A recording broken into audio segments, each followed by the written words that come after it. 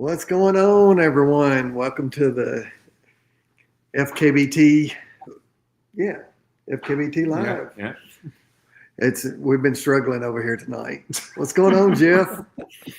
Not much. How you guys doing? Doing good, doing good. I'm not used to this. I wish Bailey was on here doing it. He does a whole lot better job. Chatty Cathy's not here right now. Yeah. Well, we got a few jumping on here. What's up, Harrelson, Deals, Gibbons? Good to see you boys on here. We're looking forward to this Saturday. Kind of get a little open, get ready to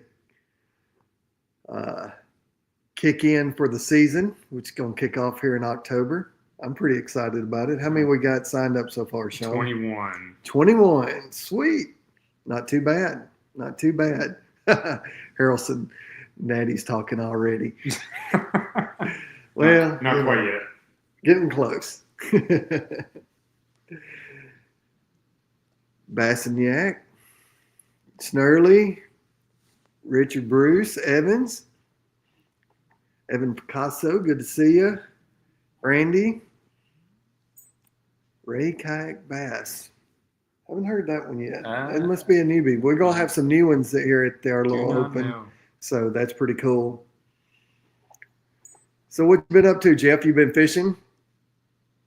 Yeah, I've been fishing. How about you guys? Not as much as I'd like to. Sean wore them out today. Yeah. I've been fishing different. Yeah, I fished Griffin a couple of times, and I've seen that some people have already met some of the people at the ramp. I'll go ahead and I don't know if anybody saw Mitchell's post, but yeah, it had a couple people there have not been super friendly to us. So I will say when we get ready for the tournament, we definitely want to talk a little bit about where we're going to park and just staging areas, because some of the bass guys, they think it's their lake. I'm looking forward to taking all the boat trailer parking up on Saturday. That will definitely happen.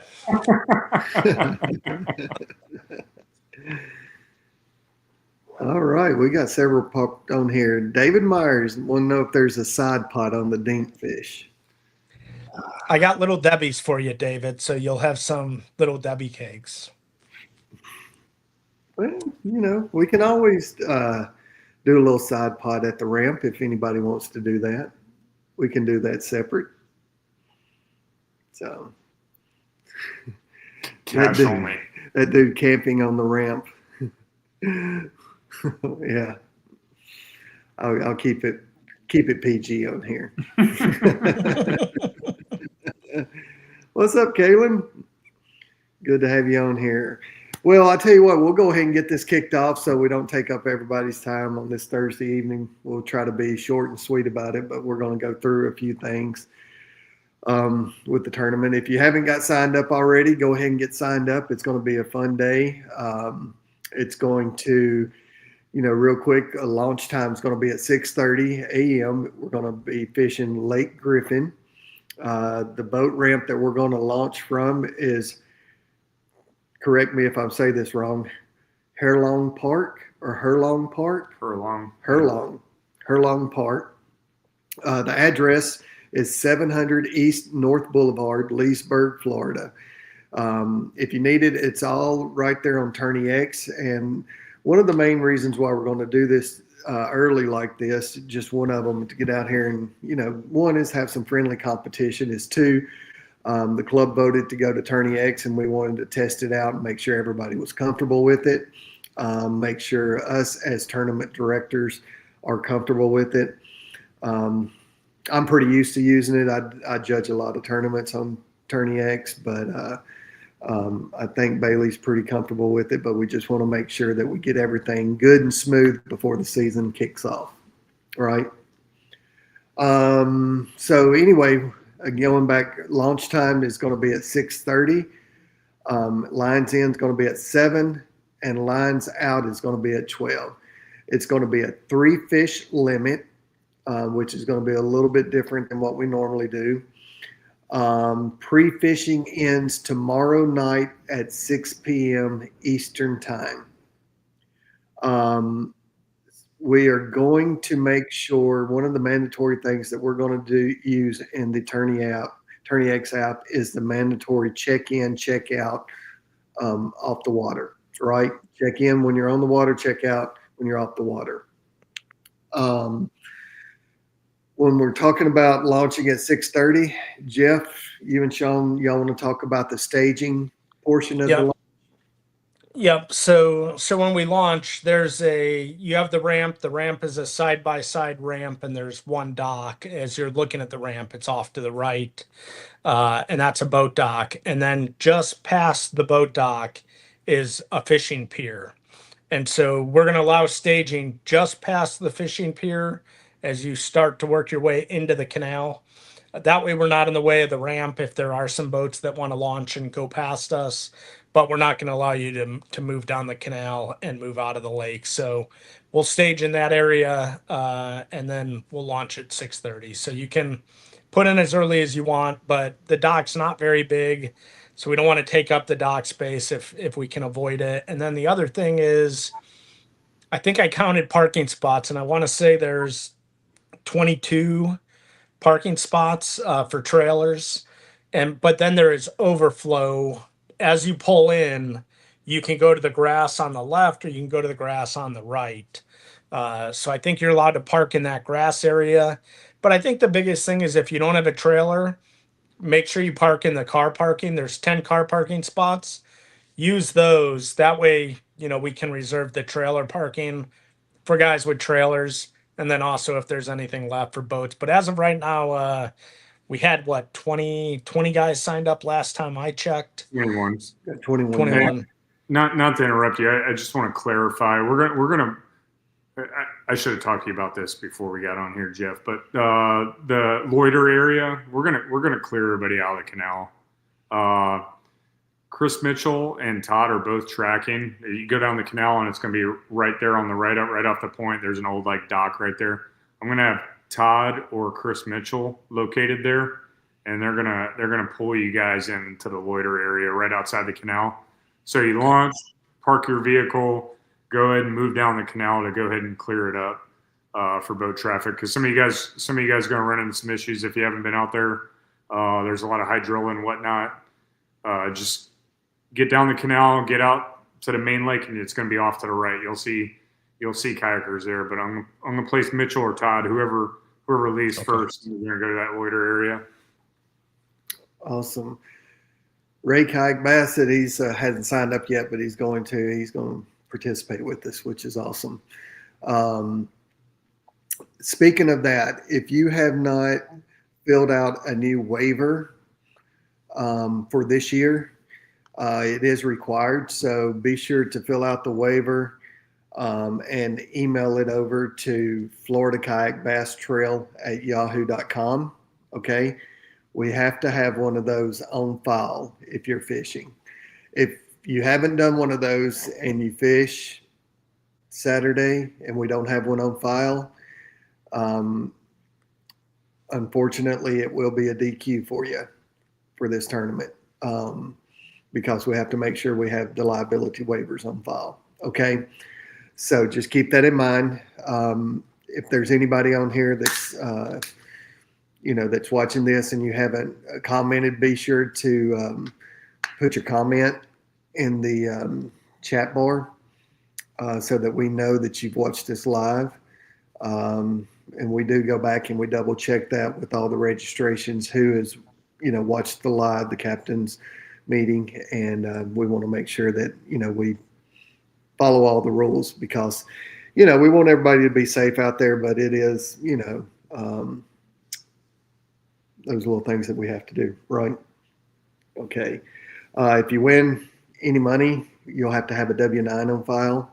So what we're going to do is we're going to keep everything in a folder, W-9s, liability waivers, and we're going to match that up with, registrations just to make sure that everybody has it filled out. Okay. If you have any trouble, reach out to me, reach out to Sean, Chris Bailey, Jeff, any of us will be able to help you out on that. Okay. Let's go into safety. Sean, you want to do safety? Yeah. we've adopted some new rules. Nothing's really changed. If you have a motor in your kayak, you have to have red green lights, and you must always have a 360 light. I think the rules specifies 3 feet. 3 feet. I'll have to read the Just rules. over your head. Yeah, it should be over the head with a flag, whistle. I'm not going to drop a bunch of dimes on Clutter, but he got a ticket for not having a whistle the other day. So FWC's out there. If you don't have the proper equipment or kayak registered properly, that's on you specifically. But if you're violating any of the safety rules as part of FKBT, you're gonna be probably DQ'd most likely. Yeah. But yeah, just stay safe.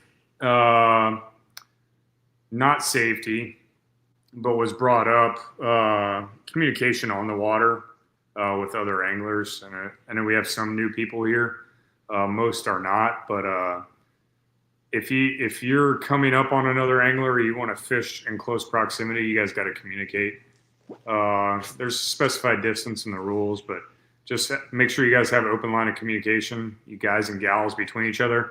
If I pull up on Todd, I'm going to ask him, hey Todd, do you mind if I fish right here? And if Todd tells me no, I'm just going to move on and go to another spot. It's perfectly acceptable for somebody to say no. It's perfectly acceptable for somebody to say yes. So don't get a bunch of heartache over somebody saying no, you can't fish beside me. That's their choice, Yeah. And as long as you guys openly communicate, but if you identify any safety issues or violations of the rules, just report it to one of us directly. For judging, kind of getting off safety, I think Chris is judging everything. So if you get a phone call from a 318 phone number, that's Chris Bailey. He's probably calling you to make a correction to a fish or resubmit another fish. Make sure you have your phone or notifications turned on because he's going to be updating live. So if you get any kickbacks, you're going to get notified via Attorney X, and he may shoot you a text. Yeah. But any questions? That's all I have right now. A couple of things on the rules to go over as well is there's the rules for the bump boards, right? There's only 2 boards that are allowed in our club right as of the moment. That is a catch board. It can either be the aluminum, the metal, or the carbonate, and the Yak Attack boards, leader boards. There's one exception to that for this weekend is we are testing one of the new Bubba boards. So I will be using the Bubba board just to test it out. We want to make sure that everything is legit with it, that we can read it and all of that before we approve it for our series. So that will be the only exception with the measurement boards. When it comes to the measurement boards, when you measure your fish, make sure that the dorsal fin is up, face mouth to the left, up against the board. Mouth is not open, not cracked. Make sure it's closed. If it's cracked, you will get deducted a 1/2 inch. If it's open, it will be DQ'd, right? We want the tail flat. One of the changes that we did make to this year is that you can pinch the tail. If you'll go on and look at the rules, be sure you read the rules. It will show the hand placement, the areas that your hand can be within on the fish. Okay. So pinching of the tail is allowed this year, but you can't be all the way down holding the tail at the very end. You got to be pinching it up towards the meat of it. Okay. I think that's it on the measurement side.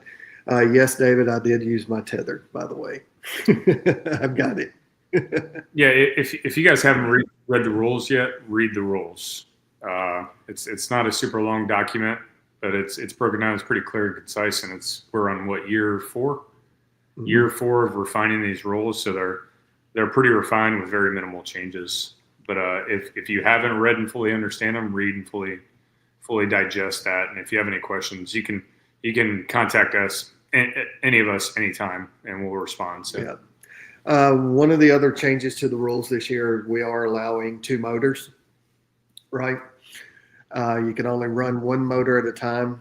I do believe we are going to allow you to keep both motors in the water while you're running, but only one of them can be going. If you're caught breaking the rules and someone sees you, you know, you can get DQ'd, and you could actually be asked not to even fish the series. Okay, this is one of those things that we, is a safety deal. So we want to make sure that we're safe out on the water.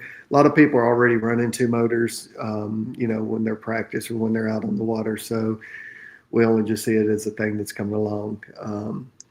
But make sure that you stay within the weight limits of your kayak. It's angler responsibility on all of it.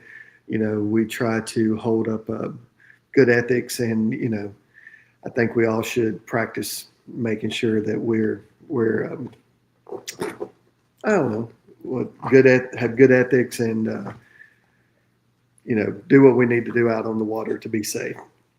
All right. Yeah, the one clarification on the motor thing with running the two motors, because I think Bailey brought this up on the last live, but just to kind of reiterate, both motors can be in the water, right? Correct. So you can leave your back motor down because those mounts are kind of chintzy, and we're not going to make you leave that motor up while you're running your bow motor. However, when you're running your back motor, we are going to ask you to pick up your bow motor. Right. Don't even have it in the water, because that's the safety piece, right? We don't want it to cause you to flip or something. If the As long as both propellers aren't running. And then the other thing on the rules that you mentioned, check in and check out. I don't think it'll be a big deal for this tournament because we have one ramp and Correct. everybody will be there when we finish. But in the rules this year, if you don't check out when you get out of the water, and it hits the cutoff time of 3:30 and you are not checked out, you'll have a 5-inch deduction on your fish, is what's in the Correct. rules. And that'll be a flat deduction if you miss that checkout time. Again, this is safety related because now the club is going to take action to make sure you got off the water safely. And it's going to take away from what we're trying to do to get ready for award ceremony and other things. So that could impact your ability to win a tournament. It can impact your AOI standings. So just, we understand that it's going to be something different and we got to get used to doing it, but read the rules because there's ramifications for not checking off the water. Well said, Jeff. Um, let's just go back over one more time the check-in. On the water, launch time 6:30, and we're going to stage out at the end of the canal. It's at Hurlong Park. Lines in will begin at 7 o'clock. Lines out is at 12 o'clock. Pre-fishing ends at 6 p.m. tomorrow night. After 12 o'clock, the last photo submission is, what is that, 12:30? 12:30. And then the award ceremony will start right at 1 o'clock. So try to be back as quick as you can. Would love to, try to get the awards in and done as quick as possible. If everybody gets back before 1, we'll definitely start before 1, right? So we are going to award it. I think what we did is we're making this one a winner takes all. So the winner is we're only going to have a first place monetary prize. Okay. There will be $100 for big bass of the tournament, and maybe a few other little door prizes given out there. So, or, for second or third place. But that's why we kind of just had a low entry on this particular tournament so that, people can get out, have a little fun, get used to Tourney X if they've not used it. For the new folks that are out here, it gives them an opportunity to get out and, first of all, meet some other anglers, get used to doing this if they've never fished a tournament before, get some help if there is any issues. And I know my first tournament, man, I struggled. I lost a lot of fish off the board. It was different. It was way different than what I thought it would be, going from a bass boat to a kayak, right? So, but anyway, I think that's about it for this. We're going to make it pretty short and sweet. If y'all have any questions whatsoever, feel free to drop them in the comments section here. We'll try to answer them real quick. If you're watching this after the live, and be sure to go in and comment so that we know that you've watched this captain's meeting, and we can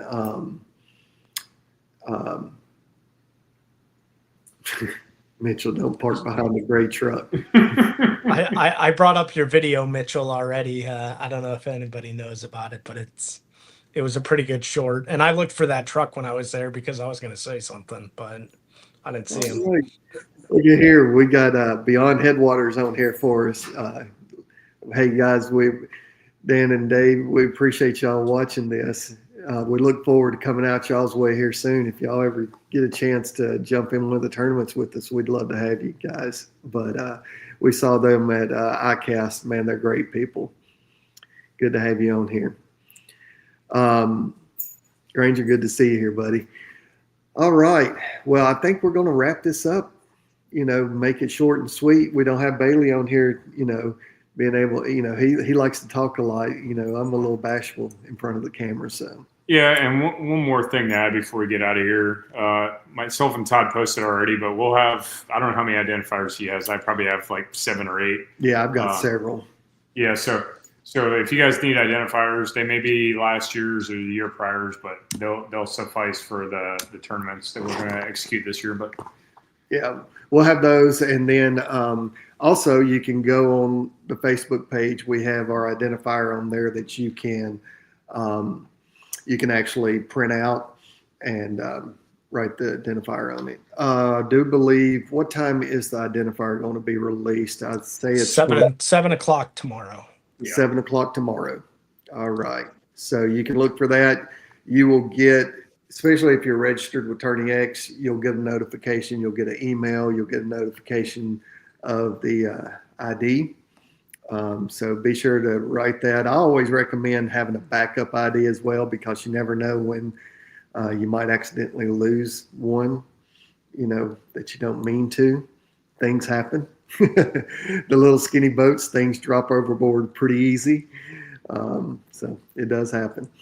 But anyway. So that's probably a good comment right here. So you can share a board with somebody. You can share a phone with somebody. You got to log into your account, right? That's all in the rules. But if something does happen, I think everybody in the club would definitely help you out. So especially for the new guys, if you're on the water, you have an emergency, you need something, even a lure or something, right? Like that stuff is all allowed to be shared. Yeah. And that type of communication on the water. You just can't share the fish. Yep. You can't share the fish. Let's see. Anything else that we need to cover here? We'll get better at this, guys. It's just I'm a little rusty here. It's been a little bit. Just a little tip, advice: tether your board if you don't have it tethered.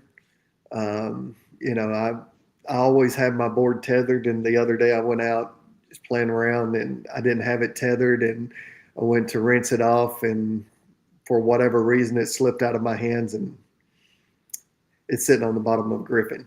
So so anyway, they do I do highly recommend tethering them, and I don't know why I didn't. I have several road tethers, and I typically tether mine, and this time I didn't for whatever reason. Tether your phones; those are even way more expensive.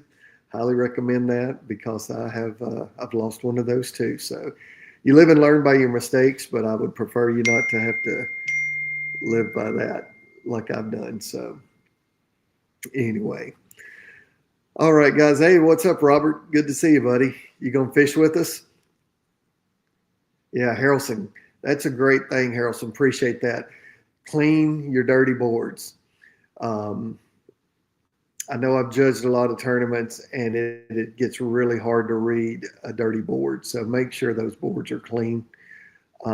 Make sure of the glare on your boards, especially the orange leaderboard. That is probably the hardest board to judge out of all of them. So make sure you take really good photos. Check your photos before you release your fish to make sure everything's good.